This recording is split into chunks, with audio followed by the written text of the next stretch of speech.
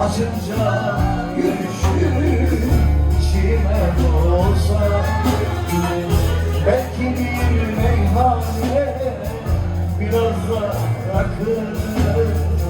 Sen türkü söylesen, ben eşlik etsem, ne olur bir sabah kapım çalınsa, açınca gülüşün içime olsa, belki bir meyhane biraz da rakı. Sen türkü söylesen, ben eşlik etsem.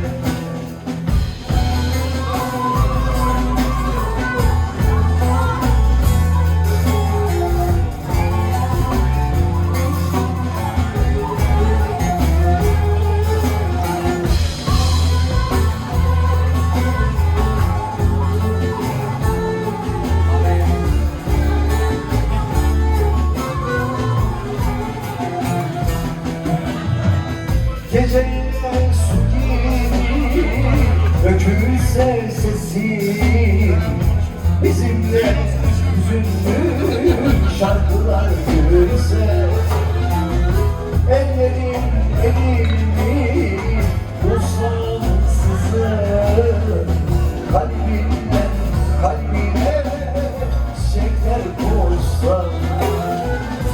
Geceler su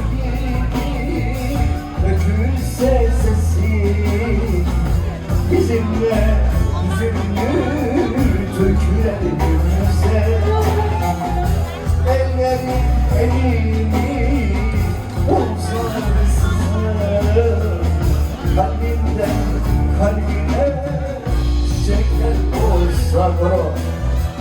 Ne olur bir sabah kapı çalınsa, açınca gülüşün içime olsa, belki bir meyhane biraz da rakı.